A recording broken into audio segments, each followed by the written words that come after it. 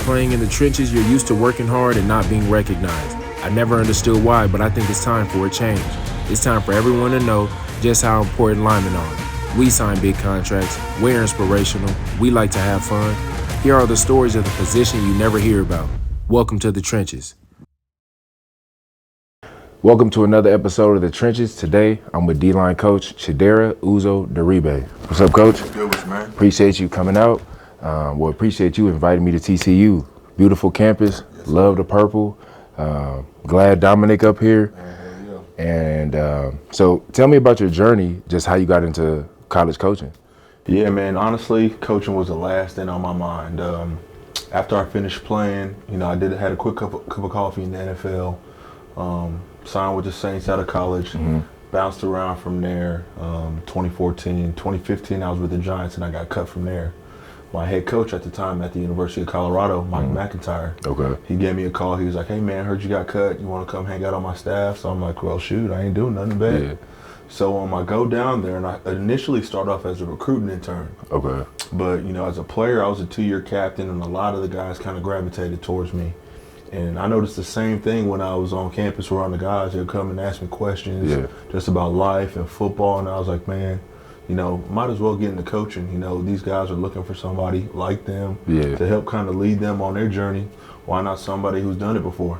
And what do you like most about being a coach? I know it takes a lot of time that you in the office and a lot of time just pouring into the kids. What do you feel like, makes you happy at the end of the day? Man, the relationships. I think these guys push me more than I push myself. Just as far as being that leader, that mentor for them, it kind of takes you to different places. And ultimately, when you're doing that, and I think when you're coaching for the right reasons, the bonds that get created with your players are something special, man. And I think that's truly what drives me. No, really. And I saw that your name was on the 30 under 30 list. What do you do that you feel like helps separate yourself from other coaches from all across the country? Man, honestly, I think it's just the realness. With a lot of these recruiting games, a lot of these, some things that go on in coaching circles. Being real and upfront with everybody that I deal with. There's no BS when dealing with me. I usually try to get to the point, try to stay as honest as possible, and be humble. You know what I mean? I think those are a good recipe to just kind of. In life, and I think it's helped me so far in this profession. Okay, and what do you think is one of the hardest things about being a college coach? Man, I think there's a lot of temptations sometimes that people don't really know about, just as far as, again, recruiting, taking shortcuts, in coaching, getting to a position and being comfortable. I think there's a lot of things that can distract you when you get to certain levels, and just, again, trying to stay focused, trying to stay locked in and execute the same things that got you to that position. What do you feel like you're best at? Man, I think my work ethic, Okay. That to me, I think is something that was instilled in me when I was young. I've always been a, first in, last one out kind of guy, and just trying to find ways to kind of, continue to breathe that within myself, but also my players. Okay. And another thing I'd probably say is just relationship building. The relationships that I form with my guys, I think it helps me and helps me push them to a different level. Yeah. When you have that relationship, that closeness, it'll help allow you to take your guys to another level. And for me, like, when running Nikko Trenches, we try to get as many scholarships for our guys as possible. And I know one big question that I always run into is like, or even when I'm trying to make sure that I'm sending the kids to the right coaches, is like, what do you look for? Like, what are the 3 main things that you're looking for if I was to be able to send you a defensive lineman? I'm really huge on things that I can't coach. Okay. Right? Like, what do I mean by that? But guys who have explosive power. That's not something that I can coach. Got to come with right? You got to come with it. The quickness, the agility, things like that, just natural power.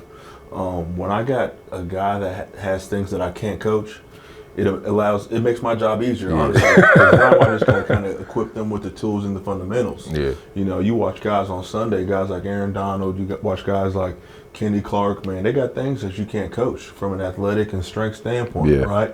You give them the right tools, now they turn into the all-pro type of players that they are. Yep.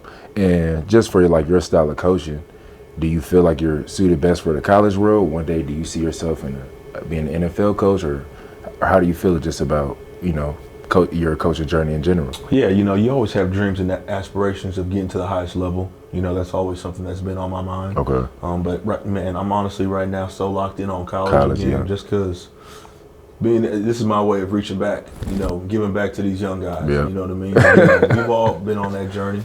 We've sat in the same chairs that them kids got in, and we've all heard some of the craziness that sometimes they get into, right? So just being that middleman for them, helping them when they first get here till when they get out, man, there ain't no better joy than that. Okay, and for anybody looking to come to TCU, why do you say come to TCU? Man, honestly, I know I work for one of the best head coaches in the country. As far as what he surrounds these kids with from an educational, a nutritional, a strength and conditioning standpoint, and then now, also equipping them for life after football.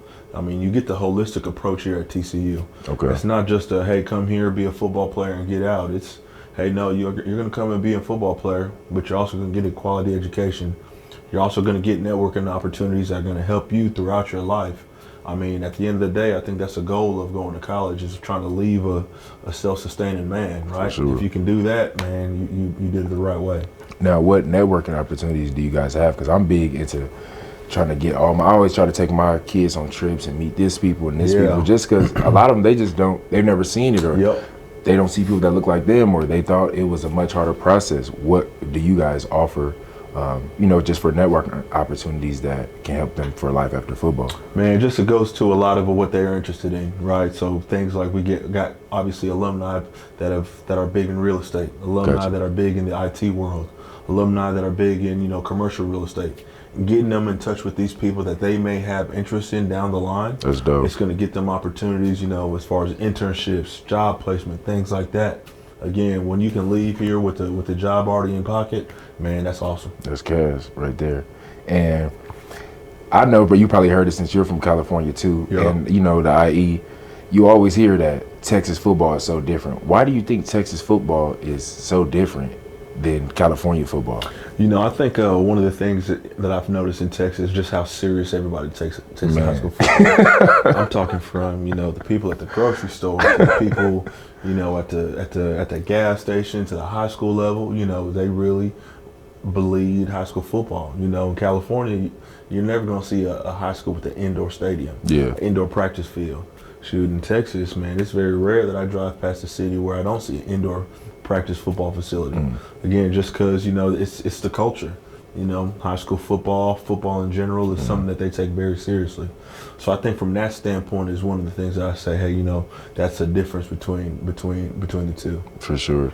And just speaking on a mental level, when a kid's first day on campus, for coming from high school, since they're not here yet, and like I was just talking to Dom earlier, and he was just saying, like, man, they focus on the smallest of things and littlest of things. Like, what are a few things that, if any kids are listening to, any recruits are listening to, that you can give them advice on, what to be ready for when jumping into a college program? Yeah, I would probably just say time management is huge. Those little things that he's talking about, being on time to workouts, being on time to class, tutoring sessions, treatment sessions, right? Focusing on those small things. If you can do a good job of managing your time, making those appointments, those obligations, and honestly really finding yourself a routine. Once you kind of find that routine and you're in that rhythm, I find college begins to get a little bit easier because you're used to it. So just doing a good job of kind of understanding, hey, these are the things that I got to focus on. These are the things that I got to be at. And then now finding that routine that kind of keeps you comfortable. Okay. So being a defensive line coach, what do you think is the hardest thing to teach a defensive lineman? The hardest thing, honestly, I think, especially at this level, a lot of the guys that you encounter, a lot of the guys obviously that you're recruiting are going to have the talent and the abilities. But sometimes the hardest thing I think to get the guys to realize is what playing with effort really looks like. For such a long time they think, okay, hey, maybe jogging 5 yards to the ball, that's playing with effort. That's good enough. And it might have worked in high school. Well, up here it's a whole different animal. You know what I mean? In high school you're used to playing every single snap. Up here, shoot, you see these great D-lines, they're running with the 2 deep rotation. So the effort level that they play with has got to be something that's different, right? Relentless. And I think that's one of the hardest things, is just getting guys to realize and understand how hard you have to play when you get to this level. It's a lot different than what it is in high school. So you feel like if more high school coaches could focus on just getting guys to be relentless, oh yeah, the transition would be a lot smoother. A lot smoother. I think at times, coaches ourselves get into this problem too up here at the college level. When you have a guy that's so good, you can get complacent sometimes and be like, okay, well, hey, you're doing your job, or hey, you made the play, you've done enough. When, in actuality, there's another step to it, right? Always. Yeah, I've done a good job of taking on the block, disengaging the block. Well, now, shoot, I got to try like heck to bust my behind to that football, right? Pushing them to that level, them getting used to playing at that standard. Man, the faster you can do that to those kids, man, I think the easier that playing transition is going to be for them. Yeah, and you GA, and I was a GA, and you always hear mixed stories about being a GA. How was your GA process? Man, it was honestly it was a grind. It was a grind, man, but it was awesome. I learned so much. I GA'd for 3 years and learned from a lot of great coaches, worked with the defensive line and outside linebackers. But when I tell you, man, the GA is a thankless position, man, you're doing everything. From running to get this coach sushi or lunch, to getting practice cards ready, to the scout team, they require you to do so much stuff and so many little things where I think that's where you really, as a coach, you kind of master your work ethic and the details. You know what I mean? There are going to be some things that coaches overlook that they expect you to have that eye for, right? You're the one getting the presentations ready for them before they get into the team meeting or the defensive meeting. So the last thing you want to do is make a mistake and now all of a sudden get called out in front of 50 plus kids, right? So shoot, you got to be locked in. You got to be on point. 'Cause look, I'm telling you, there've been plenty of times where I done messed up and now coaches calling my name out, and I got all these kids looking at me like, man, you didn't. Now it get all quiet when you up there trying to fix it. I'm sweating. I'm like, oh, they staring at me all from the behind me. So a lot of those kind of experiences, but again, those experiences only get you ready for that full time, in my opinion. Okay. So the recruiting process is long, and probably one of the biggest questions that I get from parents is like, how exactly do you expect a defensive lineman to be able to go and structure their highlight tape? Like, what are coaches looking for? You only get one play or 3 play. Like, what are you looking for in those first 3 plays? Man, I think those are the plays that really got to catch your eye, right? Some big splash plays, whether it's, a big time pass rush move that gets you to the quarterback, whether it's you doing a great job of controlling the block, getting somebody in the backfield and making a TFL, or honestly the ones that kind of excite me the most and make me want to watch more is when I see a guy, the ball could be on the minus 10-yard line, or run bust for 40, 50, 60 yards, and you see D-lineman breaking the stack, running to that ball. Again, that right there tells me everything that I want. I know, hey, that kid's got a motor. He's got some crazy effort. Shoot, let me keep watching this tape to see what else he can do. Right? I think it's just got to be something that's eye-catching, that makes you want more, makes you want to continue to watch the rest of the highlight film. Okay, and like in California, I'm sure everyone else, there's 1,000 camps starting from April to July. Yeah. Are there camps that you always tune into? Is there, I don't know if there's been like a lot of live streams. Like, how are you viewing camps? Are you guys are college coaches looking at the rankings from camps? Kind of tell me your idea on camps. Yeah, as far as the rankings go, I really don't pay too much attention to that.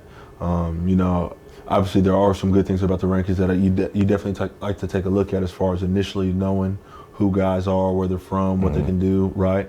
But after that, everything I like is off my eye eval. So going to these camps and seeing guys work out one-on-one, to me is priceless, because now you can get a real gauge on, okay, how tall is this dude? How big is he? What's his frame look like? Okay, does he have a mean streak to him? Does he play with a motor, right? What can he do with the athletic ability? You can get all those questions answered during those camps. So I think, honestly, that's one of probably the best recruiting tool for kids is to get out to these camps, right? Go to these camps and work out in front of these coaches and get some exposure.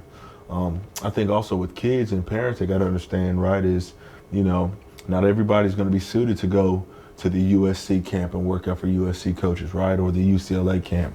Got to do a good job of understanding, okay, hey, realistically, what's my range? Where's a camp where I got all different types of schools that are going to be there, right? So that way I can get exposure not only on the Division I level, but the FCS level, right? Or the D2 level. So I can get as many coaches to view me as possible. And that, I think that those kind of things help your recruitment out. And how do you feel now? Because it's actually legal now for if a kid comes out to a camp that you guys are hosting, you guys can eval them in person now, right? Absolutely. So, how has that been for you, and how do you even feel about that? Man, it's been perfect. We talk about a guy like Dom. Dom came to me, worked out one-on-one and in person. And again, you get all those questions answered that you may have when you're watching film. You get to see him live, in person, and at that point, you get a good feel for him too. And not only that, the kid gets a good feel for, hey, do I like this coach's coaching style or not? Right? Is he motivating me? Is he teaching me? It's a good recruiting tool to kind of give the kids an idea of, okay, hey, if I were to play for this guy, what am I expecting? Early on. Yep. And is there any camps that you know that you're already going to for in 2022? Not yet. We probably get around to talking about those camp schedules probably around closer to the summertime. Okay. We always host a big mega camp that we're going to be having here over the summertime. I probably guess last year was probably the biggest camp during the camp circuit and cycle, and I anticipate the same thing this year. And it was held in Dallas last year? Yes, sir. And so you guys are for sure going to be going back to that one? Oh, yeah, it's going to be right here in Funky Town. Oh, for real? Yes, sir. Okay. And is that in June or July? I think that I don't know exactly the date. My guess would probably be in one of those 2 months. June or July? Yeah, but it's going to be live. And can I bring a bunch of kids from California down here? Man, so we can... Mob deep, man. Bring them. Come on. Bring them all. That's all love. You married? Yes, sir. You got to spend, it's late now. You spend a lot of time in here. How is it trying to balance marriage, new defense, new role, new kids? There's not enough time for both. So how do you do it? Man, honestly, I think I'm lucky. I'm fortunate. I have a wife that understands the time commitment and the grind, and then also working for a head coach that's so family oriented that allows your spouses, your kids, to be around the office when you're working. So there's times where you can steal time being around your family. My wife, even though I'm still on the clock. But man, honestly, it's been great. She's always around the guys, getting to know the guys, you know what I mean? Just kind of building that relationship. And it allows me to kind of almost incorporate both worlds. Yep. You know what I mean? That it's not, hey, it's football and it's my family. No, I'm able to kind of bring them both in one world and share those same experiences with everybody. And honestly, for me, it's been great. I think it's also been good for the kids. Some of these, let's be real, a lot of these kids that you recruit, that you host, come from single parent households. So it's great to kind of show them what a marriage looks like, right? A couple and how that works out. So, man, it's been awesome. Man, that's dope. Do you have any kids ever asked you just, how do you deal with marriage? Have you ever had any kind of relationship? All the time, man. We talk about relationships all the time, man. Hey, what do you do in this situation, this scenario? How'd you get married? hey, did y'all ever, all the time? But I mean, that's what it is. That's life, though. That's coaching. Being able to teach life and coach life with these kids, man, that's what makes this thing worth it. That's dope. And then tell me just about some of your career goals. Yeah, I think every year, obviously, those kind of things change. Every year, every 5 years, honestly, at this point in my career, man, defensive coordinator is definitely something that I want to attain for. As a position coach, I feel like I've done a good job of going out there and executing for the coaches that I've worked for. And now, the next challenge for myself is trying to see if I can call plays on the highest level. So that's definitely something that I got eyeing around the corner. That's big, man. I hope you can do it. Man, appreciate you for real, your time. I Always. appreciate everything. We're gonna be up here in June or July. Let me know. Come on, bring them kids. Y'all come on through, man. All right, y'all.